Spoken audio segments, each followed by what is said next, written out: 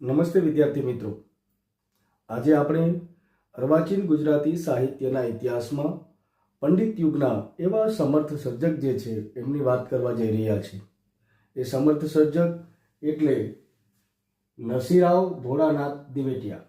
આ નરસિંહરાવ ભોળાનાથ દિવેટિયા જે છે એમનો જન્મ 1859માં થાય છે અને એમનું નિધન 1937માં થાય છે।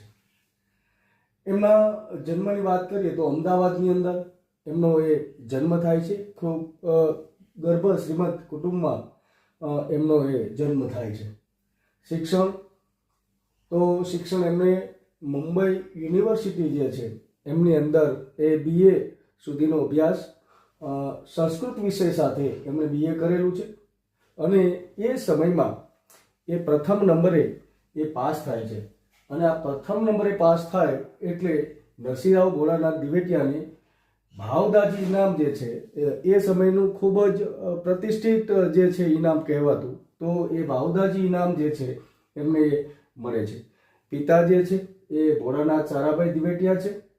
એમના ઉપનામની જો આપણે વાત કરીએ તો એમનું ઉપનામ જે છે એ જ્ઞાનબાલ છે, દૂરબીન છે, નરકેસરી છે, પથિક છે, મુસાફિર, વન વિહારી અને શંભુ, તો આ એમના એ ઉપનામ રહ્યા છે।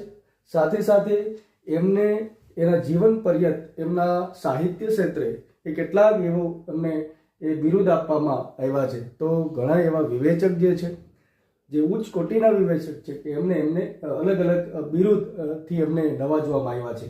તો નરસિંહરાવ ભોળાનાથ દિવેટિયાને એ ગુજરાતી ભાષાના જાગૃત ચોકીદાર તરીકે પણ એમને મૂલવવામાં આવ્યા છે।